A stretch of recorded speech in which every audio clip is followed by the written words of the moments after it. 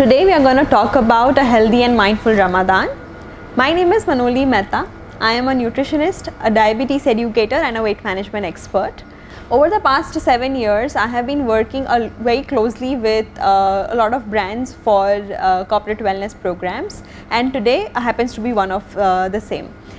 Before going on to the next slide, I wanted to talk about why we chose this topic is because Ramadan is just around the corner, and I wanted to know all of you to know more about what exactly to eat, how to eat during the holy month of Ramadan, right? And because this whole month is very auspicious and it is something that we all need to practice, not just for the 1 month but for it make it a habit, I wanted to talk much more in detail about Ramadan. So this holy month of Ramadan, Muslims practice daily fasting from dawn till sunset. This time is seen to practice self-control, self-discipline, mindfulness, and also make it a point that we are showing some empathy towards the less fortunate. So during this month, we need to understand that it is not just these practices of self-control and discipline in the fasting hours, but we need to also maintain them outside the fasting hours as well. So from the time you eat your meal in the pre-dawn till the time you break your fast, we need to follow a proper healthy diet. And usually this is how your meals look like when you are doing when you are eating your pre-dawn meals or when you are having suhoor or iftar. But you need to understand that self-discipline and control is very important, especially during the whole month, because when you are fasting the whole day and you feel really hungry at the end of the day and these kind of meals come in front of you, you are very tempted to eat these, and this could cause a lot of other issues. During the whole month, a lot of people suffer from acidity, gas, bloating, even weight gain for that matter. Not because they are because they are following unhealthy diet, but also because they are not controlling their portion size. So as well, as much as it looks very tempting, you should understand here are some tips and tricks to follow a healthy Ramadan. So the first thing that you need to know is that you need to track your food. See, Ramadan is a time where if you follow it correctly, you can actually have a very healthy habit. But if you do not follow it correctly, you can do more harm than good. A lot of people who have issues with their weight can use this whole month to actually watch their weight, watch their portion control, track their food and maintain some mindfulness. So you need to track what you eat, how much you eat, what are the food selections you are having. That is very important. The other one is to include some healthy fats. Now healthy fats are very important because they are really good for your hormones, for your cognition, for your skin, and they are really good to control your blood sugar levels. Healthy fats like avocados, olives, eggs, walnuts, chia seeds, almonds are very important if you include them in your meals. Next is protein. Protein is very important as well. Not only will it control your blood sugar levels, but during the fasting hours we tend to lose out a lot of muscle mass because we are not eating the right food during that time. So it is very important to replenish that wear and tear of muscles by eating good amount of good quality protein. Now good quality protein could be either poultry, could be meat, could be eggs, it could be some kinds of millets as well.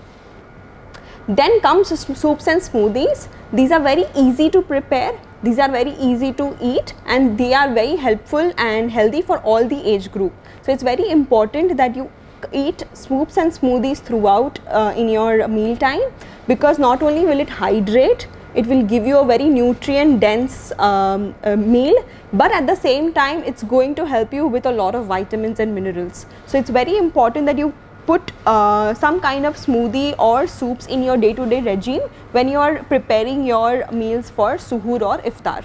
Next comes is greens. Now why I have added greens is because greens not only will give you fiber, but they are very high in hydration.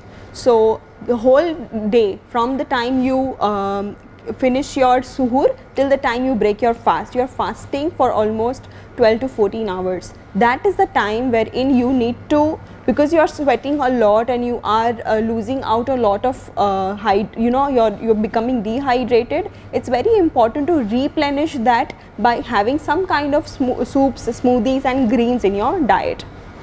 The next one is rushing your meals. Is because a lot of times a lot of people do not wake up in the morning to have their suhoor meals, and that is because it is in the morning time, not everybody gets time to prepare meals, and then that's the reason they rush their meals by eating quickly and going to work.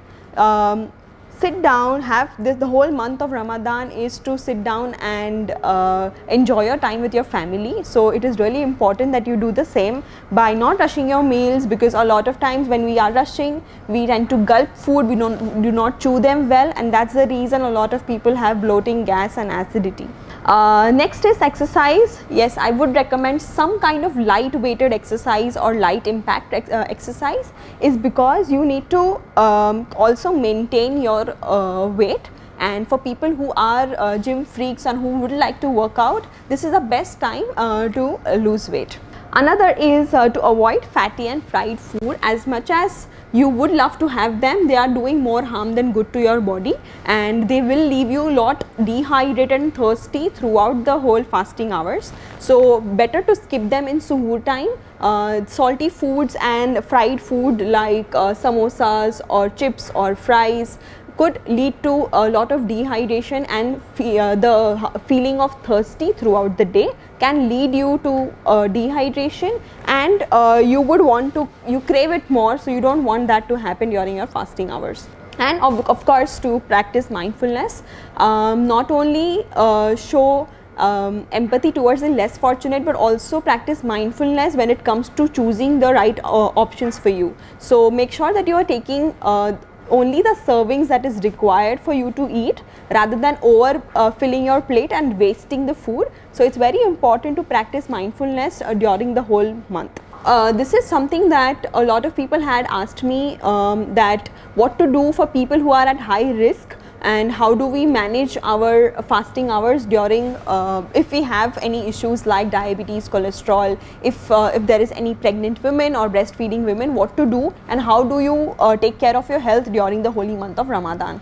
So ideally, the Holy Quran exempts the sick from the fasting tradition.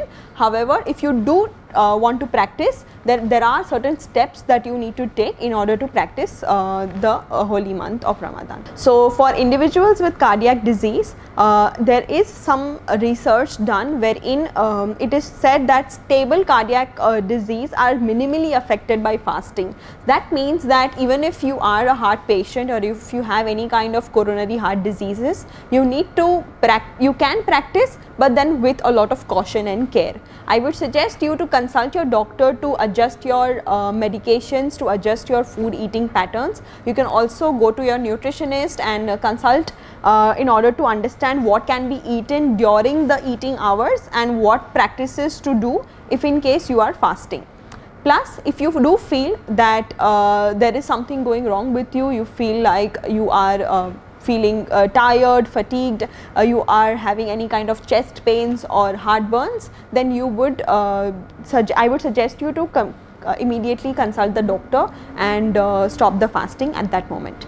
Now this is for diabetics, especially for type 1. It is ideally not best to practice the fasting for type 1 disease, type 1 diabetes, is because they have insulin resistance issue, because of which they have to take insulin at least 2 to 3 times in a day, and every time you take insulin you also need to eat food accordingly. I would suggest for patients who have type 1 diabetics, especially for children who are type 1, can avoid doing fasting during the month.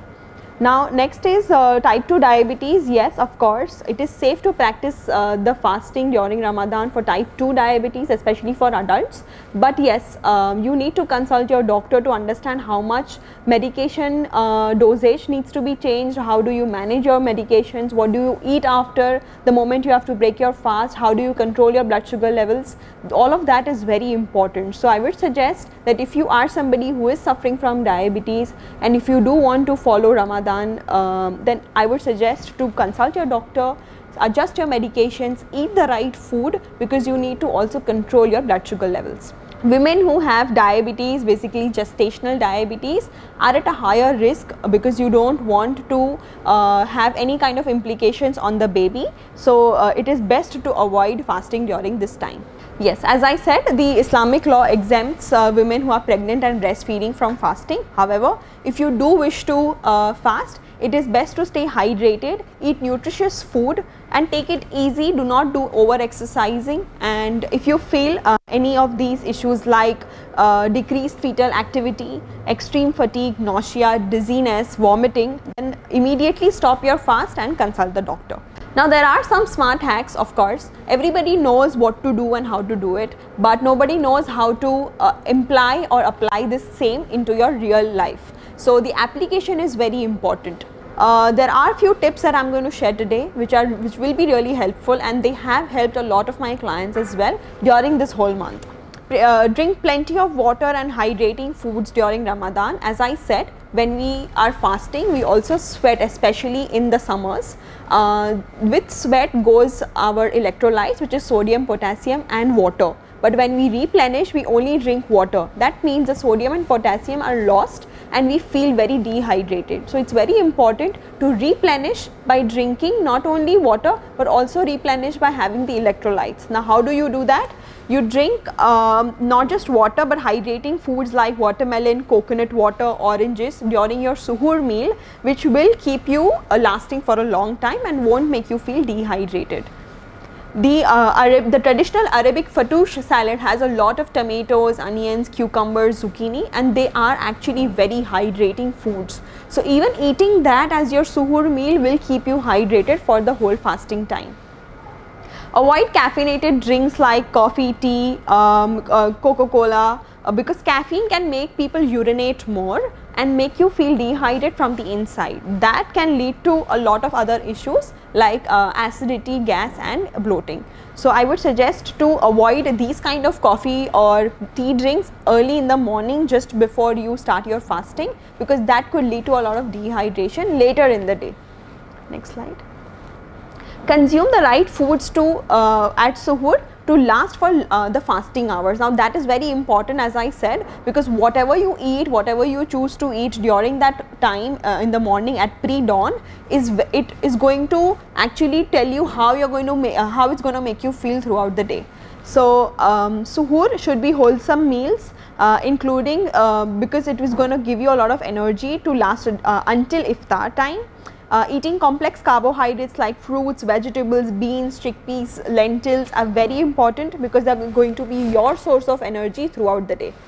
Of course, including low-fat dairy products, especially for people who are watching their weight, can include a low-fat labne or a laban in your meals, and try to incorporate more healthy unsaturated fats, as I said in the start, like avocados, unsalted nuts, salmon, olive oils and olives. Replenish your energy levels by eating a healthy iftar.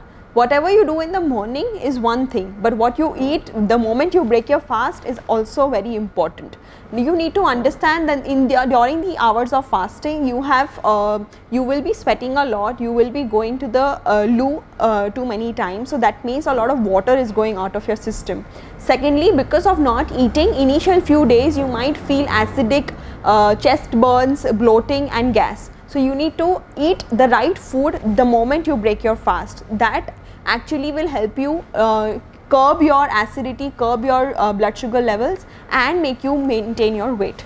Eating 2 to 3 dates is an ideal tradition of breaking your fast during Ramadan, because dates are not only good in fiber, energy, but will also give you a lot of iron, especially for young girls who are suffering from irregular periods, hormonal imbalances, can actually eat 2 to 3 dates every day just at the iftar time. I would also suggest one personal suggestion that I have for all of you is that drinking chia seed date milk. That is very good, especially for people who are diabetic, who are suffering from hormonal imbalances, and for young girls who are anemic. Chia seed date milk is basically where you take a glass of half water, half milk, you add a teaspoon of chia seeds in it and 2 to 3 dates. let it, keep it aside for some time, and then once the dates are soft, you drink the milk. This not only will give you energy, this will give you a lot of fiber because you have chia seeds. It will give you omega-3 because of chia seeds, and dates will give you a high amount of fiber, iron, and it will give you potassium. So all of this is very good if you are breaking your fast with this drink. Incorporate a lot of vegetables to provide vitamins and minerals, of course. So if you are somebody who is very conscious about the way you look, and if you have a lot of issues with your skin, you can include greens, you can include a lot of hydrating foods and fruits to keep your skin glowing throughout the month. Enjoy grilled and baked lean meat and skinless chicken to give you good portion of healthy protein. That is very important. The choice of protein is also very important. If you are going to fry your protein, it becomes unhealthy. So rather, if you are going to bake it, grill it, that protein becomes healthy. In general, avoid processed and fried food. As I said, to avoid fried food, salty foods, not only will they give you a lot of dehydration, will make you thirsty, but at the same time, it will also limit your intake of other foods, and there won't be any variety left in your diet. Now, what do you eat during iftar is also very important. Potassium rich foods like beans, dark green leafy vegetables, dates, squash, potatoes, avocados, yogurt are very good sources of potassium. As I said, the whole time you will be sweating and you will be going to the loo. So you need to replenish that electrolytes by eating sodium and potassium rich foods. These are some of the examples. Sufficient fluids, of course, cucumbers, lettuce, watermelon, coconut water are great sources. They will keep your skin healthy, they will keep you hydrated, and they will avoid or prevent any kind of constipation that you might suffer because of fasting. Of course, raw nuts like almonds, walnuts, pistachios, cashews, black raisins are very good if in case you want to have good sources of good fat in your diet or unsaturated fat. What do you avoid is very simple by now. Anything which is greasy and fried like samosas, dumplings, pastries, oily curries, best to avoid them, and because they are very high in fat and sugar, you also need to avoid carbonated drinks and sugary beverages. When it comes to suhoor, suhoor is a time in the morning. So the first thing that you do is you have your early breakfast, wherein you create a meal which has fiber, calcium, vitamins and protein in your diet, which includes eggs, tofus, lentils, oatmeals, even bulgur is a very good Arabic millet that you can have. Dairy, yogurt, white sesame seeds, millets are so many sources of calcium as well. So especially for growing children or young girls who are in the age between 12 to 18, this is a very good time to include these meals in your diet. What to avoid? Very simple: caffeinated drinks, salty foods, refined carbohydrates are best to keep avoided. Now here are some of the meal suggestions that I feel works best if prepared or planned in advance. So a lot of people do a lot of meal planning before the month of Ramadan, because they have to prepare these meals for the whole family. So these are the meals which are not only age friendly, so everyone from the age group of 0 to 5 to till the age group of 80 or 90 can consume these meals without any issues, and it can be prepared for the whole family. So things like oatmeal with low fat laban smoothie made with fresh fruit is something very good for suhoor time. Lentil soup with carrots, celery and onions. Celery will give you a lot of hydration, whereas lentil soup is in general very good source of protein. Zucchini lebne dip with fresh chopped vegetables is also another great snack to have just before you start your fasting. Then there are other options like poached eggs with tomato, oat porridge with dry fruit, smoothie bowls with dates. These are very good suggestions if you are somebody who is going to do a lot of meal planning before the month of Ramadan. Egg omelette with za'atar, cherry tomatoes, as I said, the chia seed date milk, smoked salmon feta cheese sandwich. So there are so many options which you can choose and pick every time you plan to eat in the morning. Now there comes iftar, because iftar is something where everybody eats together, so you need to make sure that your meals are not only hearty, wherein the portion size is more for everyone, but at the same time they are including the basics of a balanced nutrition, which is basically your protein, carbohydrates, fats, probiotics and fiber. So baked fish with roasted vegetables and brown rice is a very good example of protein, carbs, fiber, fat and probiotics. Baked falafel with fattoush salad and hummus and pita bread is also a great option, and it's like a grazing platter where everyone can eat together. Then comes of course fattoush salad with grilled koftas, grilled zucchini, boiled chickpea salad, lentil soup, baked salmon are another great sources of protein, fats and carbs. And lastly we have some fava bean soup or full